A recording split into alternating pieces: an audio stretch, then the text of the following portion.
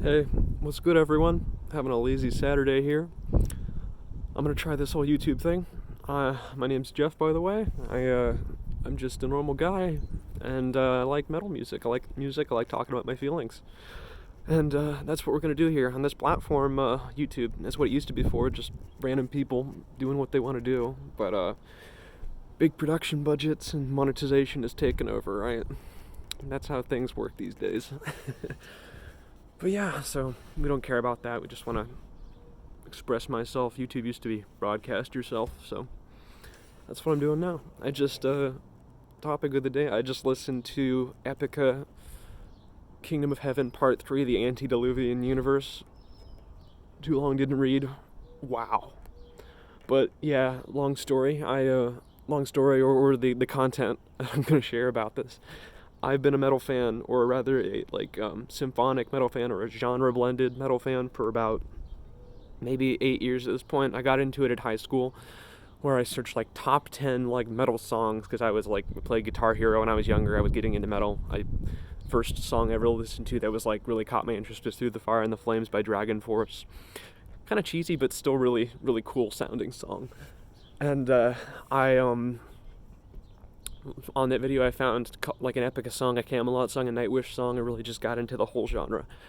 Been following Epica ever since, and this is I love how it's a trope in the genre to end your album with like a 10-minute plus song that like has like multiple parts. It spans over the course of multiple albums. It's super pretentious. It has something symbolic to do with the Bible or some ancient manuscript, and there's all these like really weird time signature changes. I live for all that. I live for that. It's very fun. It keeps it kind of like, I don't know, keeps it kind of like keeps the normies out. But no, it was I listened to Epica Antediluvian Universe, and it gave me just that. I watched the Omega live video for it, and first I was sort of stunned by the intro. Like, at least for this music, I am used to like cheesy sounding or cheap sounding synthesized strings. I'm used to like seemingly low production budgets, like, you know, early 2000s Camelot songs where Oliver Palatai has sort of the obviously synth sounding strings, and it's kind of just like bleh. But no, this sounds like the Ghost Love Score level budget for a song like this. And all the strings build up. You get a choir. All the pieces are there, and then the absolute like favorite part I have about it is it just goes like it's like a Carpenter Brute like bass drop where like the metal band like craters into your eardrums with that, and it's like, hell yeah, I'm here for this. It sort of feels like it at that moment, like, you know, you got like two armies that clash into each other. It's so cool. Oh, it's so cool. and and then you get Simone on the mic, and she obviously, like, you can't go wrong with her. She's so good. And I love that her voice is just like so smooth, and there's not a whole lot of, you know, like I don't know, like waveringness in it. It's just like straight power. Like Floor Jansen, I think, is a great example of that too, but she's a lot more of a rock voice. Simone Simmons is a lot more of a like an angelic voice, I think, a lot more like, you know, light and feathery sounding, and kind of like velvety, and Floor Jansen is like Viking warrior woman, like powerhouse voice. Two things that I love. But Simone comes in, and it kind of has a slow chorus, kind of like a slow chugging riff to the song, and I'm like, okay, I could work with this. And it sort of feels like the pace of some songs off of Holographic Principle with Epica. It doesn't feel like an epic orchestral movement at this point. It just sort of feels like an Epica rock song.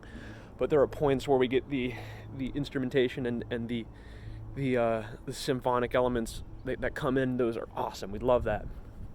And then like I said, the chorus is kind of slow, but it's still awesome. You get the rhymey sort of cryptic lyrics, And, I've not done an analysis of it, but someone probably puts all the pieces together on some lyrical analysis website and figures out that all of this means something crazy. I'll have to figure it out. Simone usually writes lyrics about finding your inner light and escaping your darkness, which is very Kingdom Heartsy. But imagine if you listened to an Epica song and replaced every instance of the word light with bees. That's from a other YouTube video I saw, but it would quickly turn into a beekeeper album. But anyway, so pretty standard Epica fare, and chorus comes, and then you have some really interesting progressive elements that come into play. I don't think Epica does progressive as well as some other bands like Leprous or Caligula's Horse or anything, but I think that's just because the transitions between the parts of the song are, like, I don't know, it just feels like too Epica rock chuggy, but it's still, it's still, like, I live for that still.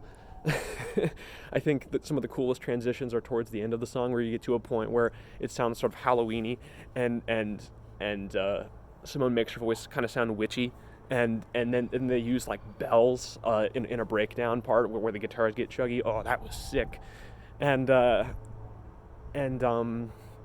final chorus where everything just comes to a head, and you have the symphonic elements blasting at the same time as Simone is singing, and you have that going while the rock band part is going. Yes, it's full of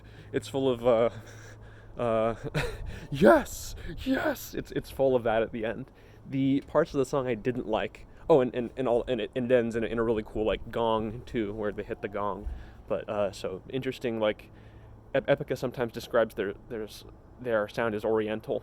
Definitely sort of has those interesting sounds there too. And I forgot, like there was a really cool piano solo, and in the music video the piano was on fire. They're after my own heart. The only parts I'd say that I didn't like are, at least in Epica, I know like a lot of other bands, like you can get male growls right if they're like pained, or if they're appropriate. Like a lot of metal bands can get them right. Epica I don't think Epica gets them right. I think the male vocalist for Epica who does all the growls, I think he can either do better or just not do them. I personally don't enjoy them. I feel like they're the same intonation every time, and they don't add like anything new. I get what Epica's trying to do in songs like Abyss of Time, where you have like the angelic, amazing Simone Simmons voice, and you have that contrasted with like the growls, and I think that's a really cool idea. I just don't think that the technique of the growl, or rather the roar sounds, or what that guy does, is something I like, and I want to see if people agree with me. I don't think it works, in my opinion. It's too like bah, bah, bah, bah, bah. I think if you do like something, I don't know, I'd like to see other people try those growls maybe in covers of the song, and see if they can do them better and with the effect that's intended. I don't think the execution's good. And then, at least for transitions and everything, there's other really good, huge album ender songs like Poet and the Pendulum and Ghost Love Score. I think that's one of them. And then Camelot's got like Memento Mori and stuff like that, where you can clearly tell that there's parts to the song. This is harder. It's a little harder for me to tell in this song that like there's parts. And I just feel like the sound there's still like really sparks of like cool things that happen here and there, and they're so sweet. But I think compared to some other really big metal masterpieces, that this doesn't really like structurally compete with them, but the sound is still really cool.